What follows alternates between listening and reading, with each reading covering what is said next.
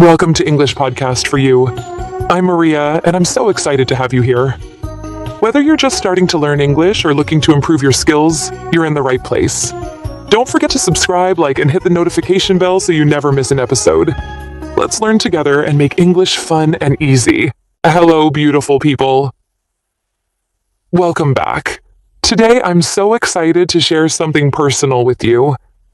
If you've been following along for a while, you know I love talking about habits and routines. But today I'm sharing something totally different. My new happy life routine.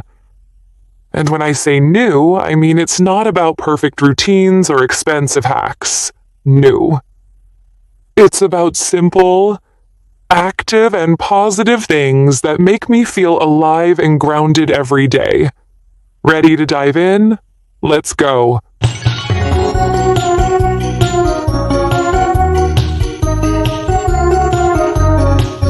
So, here's how I start my mornings now.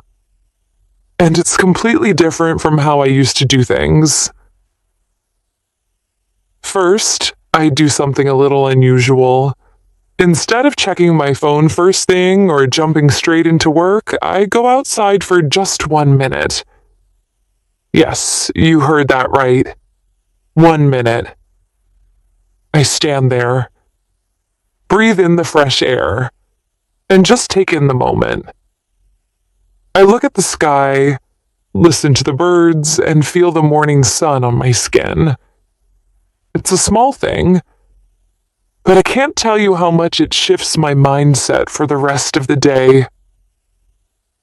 I call this my nature minute, and it's been a game changer. You don't need to spend hours meditating or doing something complicated. Just a minute outside can make all the difference.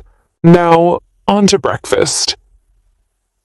This might sound funny, but I've totally changed my approach to breakfast.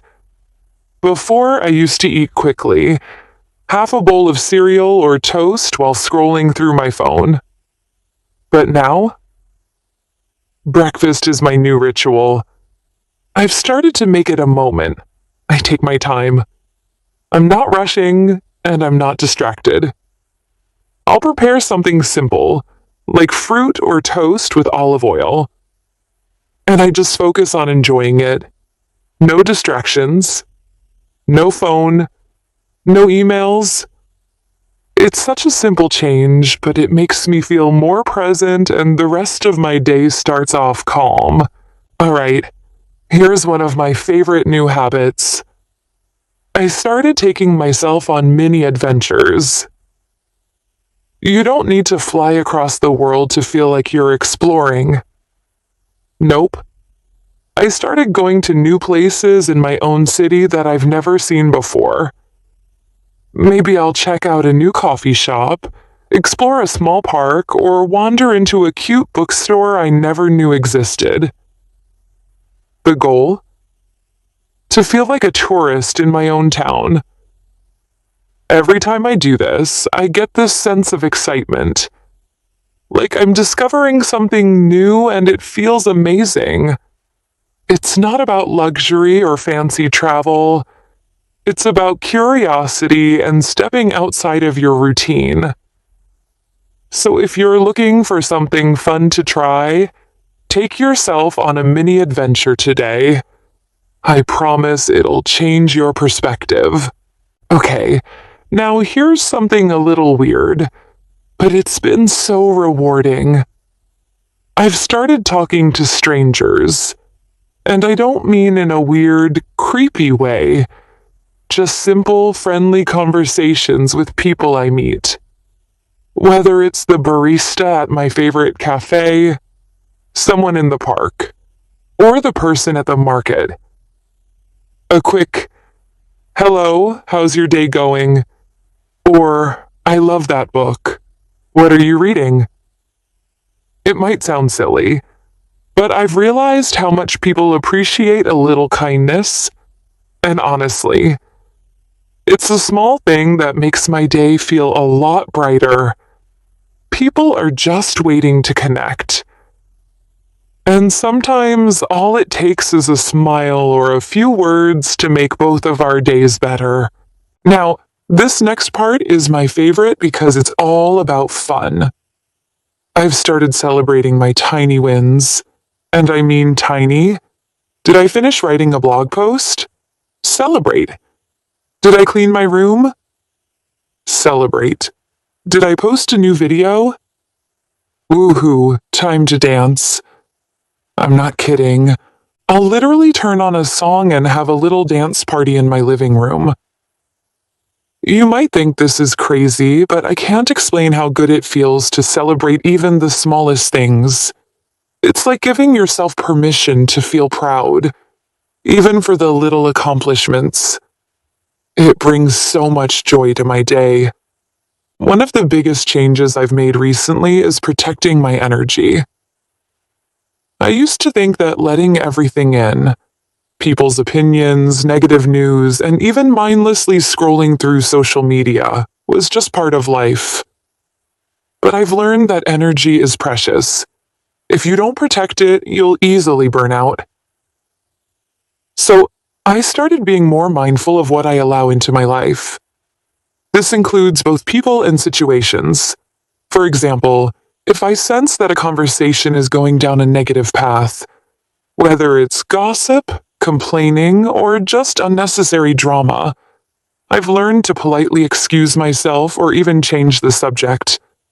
I'm not trying to avoid real-life issues, but I'm learning to save my energy for the things that matter most: my growth, my loved ones, and my happiness. And here's something I've realized recently that's been huge for me.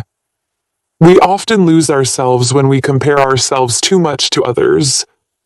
Social media is a big part of this. It's easy to fall into the trap of scrolling through Instagram, Facebook, or TikTok and seeing what everyone else is doing.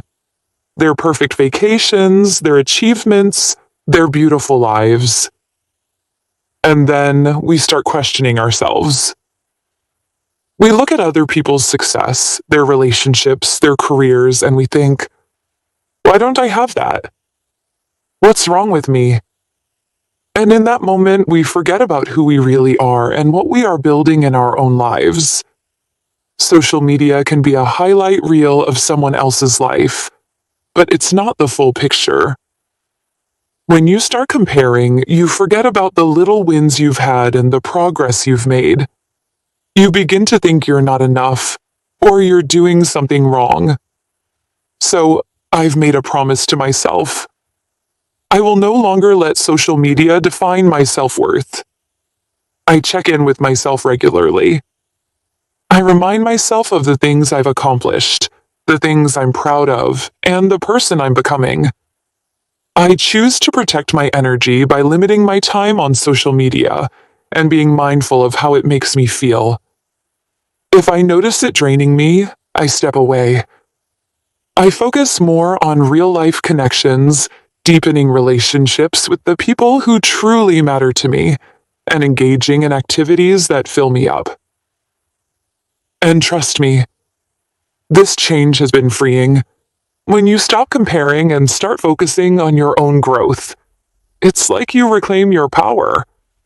I feel more authentic and centered than I ever did before, and I hope this message resonates with you too.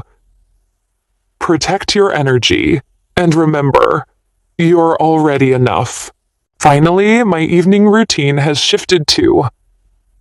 I'm not spending my nights mindlessly watching TV or scrolling through my phone anymore. Now, I end my day with something peaceful and reflective. Sometimes I'll write in my journal or just sit quietly and reflect on the day. I think about what went well, what I'm grateful for, and what I want to improve tomorrow. I also love listening to calming music or drawing in my sketchbook.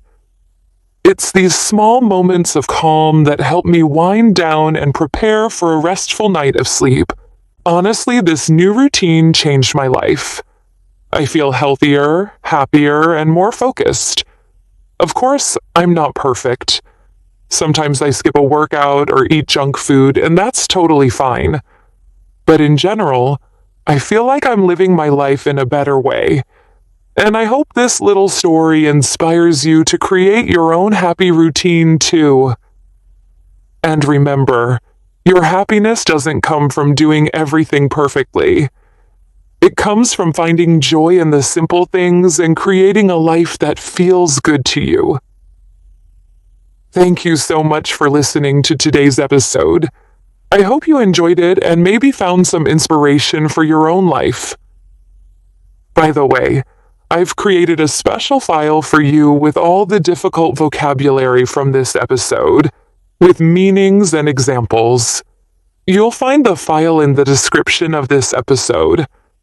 Please download it, read the words out loud, and practice them.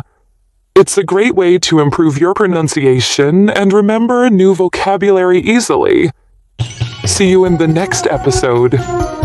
And keep shining, beautiful people.